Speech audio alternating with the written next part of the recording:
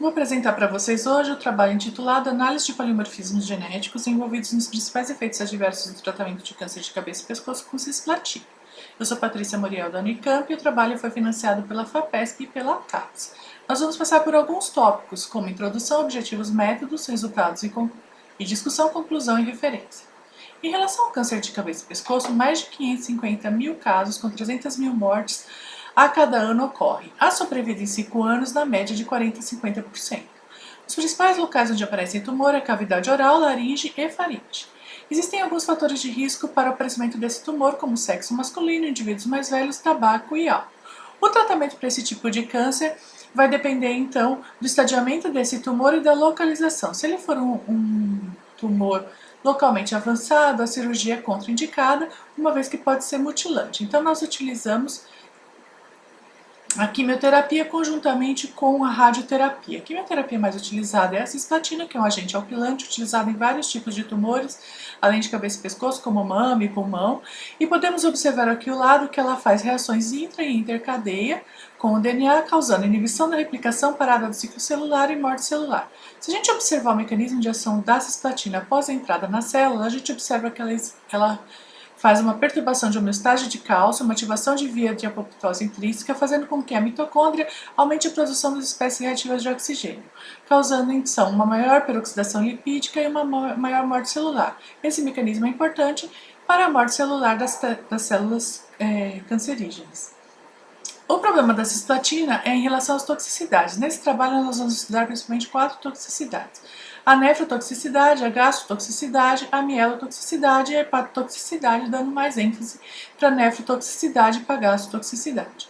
Em relação à nefrotoxicidade, de 20 a 30% dos pacientes que recebem cisplatina desenvolvem algum tipo de disfunção renal e normalmente disfunção renal é relacionada ao estresse oxidativo ou então ao acúmulo de cisplatina no rim relacionado a CTR1 ou CT2. A creatinina sérica é utilizada como principal biomarcador na clínica de nefrotoxicidade. Já em relação à gastrotoxicidade, nós temos uma frequência de 64,4% de náusea, 47,5% de vômito e 13,6% de diarreia nesses pacientes. O mecanismo de ação possivelmente envolvido também é estresse oxidativo, além disso, liberação de 5-HT relacionada a náusea e vômito e dano na mucosa intestinal relacionada à diarreia. Muitos estudos têm estudado polimorfismos genéticos relacionados a genes para identificar preditores ou marcadores de nefrotoxicidade ou outras toxicidades quando a utilização de cisplatina. No nosso caso, nós vamos estudar 3 polimorfismos ligados a 3 genes. Os genes relativos a CYP2E1, como sabemos, a CYP2E1 ela produz espécies reativas de oxigênio e pode estar ligada a alguns fatores, como obesidade e diabetes, fazendo uma maior expressão, uma maior produção de espécies reativas de oxigênio, podendo então essa maior produção estar relacionada a maior toxicidade. Vários estudos já publicaram sobre a relação do citocromo P450 sobre a toxicidade induzida pela cisplatina, sempre dando enfoque a CYP2E1. Também vamos estudar os genes relacionados aos transportadores renais, ou CT2 e MAT1, os quais estão na célula tubular renal e fazem o transporte da cisplatina para ela ser excretada via rim. Então, o objetivo geral desse trabalho é verificar uma possível relação dos polimorfismos do gene da CYP2E1 e dos transportadores da CT2 e MAT1 com as toxicidades induzidas por cisplatina em pacientes com câncer de cabeça e pescoço. Para atingirmos esses objetivos, nós inserimos pacientes no ambulatório de oncologia clínica do HC Unicamp e os experimentos foram realizados no laboratório de farmácia clínica da FCF da Unicamp. Esse estudo é um estudo do tipo analítico experimental observacional prospectivo quantitativo e a amostragem foi não probabilística do tipo consecutiva. Foi iniciado em março de 2017, finalizado ano passado e foi aprovado pelo Comitê de Ética. Como critérios de inclusão, nós tivemos ambos os sexos entre 18 e 80 anos, com diagnóstico de carcinoma epidermoide, classificados como caso novo, conduta terapêutica cisplatina de 80 a 100 mg por metro quadrado e radioterapia, tumor de laringe, faringe e cavidade oral. Como critérios de exclusão, pacientes que não realizaram a primeira quimioterapia ou que não coletaram a amostra após a quimioterapia, que desistiram de participar do estudo em algum momento ou tinham doença psiquiátrica limitante.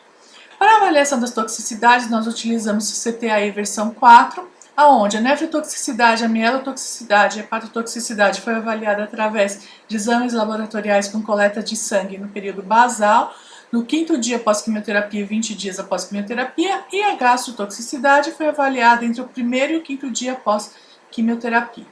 Já o polimorfismo foi realizado pela metodologia de PCR em tempo real, utilizando o sonda Tachmann, avaliamos 6 SNPs relacionados a 3 genes e a análise foi qualitativa.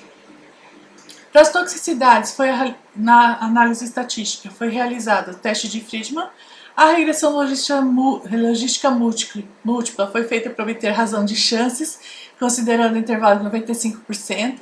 O nível de significância adotado no estudo foi de 5% e nós usamos o SPSS e o SAS como programas. Em relação ao número de pacientes incluídos, incluímos 133 pacientes, 45 pacientes foram excluídos antes da quimioterapia devido a vários fatores, ficamos com 88 pacientes, destes 7 foram excluídos, 1 devido a óbito e 1 não compareceu à coleta, finalizando com 81 pacientes. Em relação aos nossos pacientes, a idade média foi de 58,12 anos, a maioria masculino, tabagista acentuado, etilista mais que acentuado, aposentado, com escolaridade menor que 8 anos, casado, que não tinha feito cirurgia, com CAPES de 90% e a localização do tumor mais frequente foi a cavidade oral. Em relação ao tumor moderadamente diferenciado, T4N2, estádio 4 e não possuíam comorbidades. Em relação à nefrotoxicidade, a gente observa nessa tabela que 37,1% dos pacientes tiveram algum grau de toxicidade em relação à creatinina sérica. Já em relação ao clearance de creatinina, 61,7% teve diminuição do clearance, sendo classificado entre os graus 1 e 4, com prevalência do grau 2. Foram avaliados outros marcadores de nefrotoxicidade, sendo que para a hiponatremia nós tivemos 74,1% dos pacientes com algum grau de toxicidade, 22,4% para hipomagnesemia e 23,8% para hipocalcemia. Já para a gastrotoxicidade, nós podemos observar que 75,3% dos pacientes tiveram algum grau de náusea, prevalecendo o grau 2, vômito, 48,2% dos pacientes e diarreia, a maioria não apresentou nenhum grau de toxicidade. Quando a gente avalia, então, a frequência alélica do nosso estudo, nós observamos, em relação à CYP do gene, relativo a CYP2E1, desses 3 RS estudados, que o primeiro RS está muito próximo à população do leste asiático e à população brasileira, que o segundo e o terceiro RS está muito próximo à população americana e africana. Já quando a gente avaliou a TC2 e o MAT1, a gente observa para o primeiro RS que a nossa frequência está muito próxima à população americana. Já para o segundo RS do ACT2 e para o MAT1, nós não observamos similaridade com as populações que foram comparadas. Quando nós fizemos, então, a regressão logística multivariada para ver a relação do polimorfismo com a toxicidade, em relação, primeiramente, aos genes relativos ao MAT1 e ao TC2 na célula renal, nós observamos que o RS 2298669 do MAT1 e os pacientes que eram homozigotos selvagens, que foram 35% dos pacientes, tiveram 6,7 vezes mais chance de aumento de clearance de creatinina. Já em relação ao CT2, esses 2 RS avaliados, em relação aos homozigotos variantes, nós temos que esses pacientes tiveram 3,8 a 3,9 vezes mais chance de ter aumento de creatinina quando avaliados separadamente e 5 vezes mais chance quando avaliamos conjuntamente os RS. O ACT2 também não é um transportador único no rim, ele também tem, é um transportador, intestinal. Então nós vemos aqui que em relação ao RS 316019, para os pacientes que eram homozigotos selvagens, que foram 5% dos pacientes, estes tinham 11,7 vezes mais chance de ter diarreia. Em relação a CYP2E1, nós observamos em relação a esses 2 RS para os homozigotos selvagens, que estes pacientes têm 9 vezes mais chances de ter neutropenia, provavelmente associada à produção de espécies reativas de oxigênio. Portanto, pacientes do sexo masculino, tabagistas e etilistas acentuados, tumores de cavidade oral moderadamente diferenciados com estádio 4, foram os mais frequentes em nossos estudos.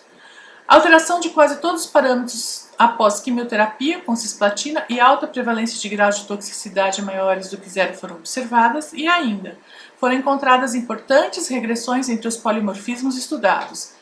Estas regressões podem contribuir para um conhecimento da influência de polimorfismos sobre a ocorrência de toxicidades provocadas pela cisplatina e ainda para contribuir para maiores estudos de farmacogenética associada à toxicidade também induzida pela cisplatina.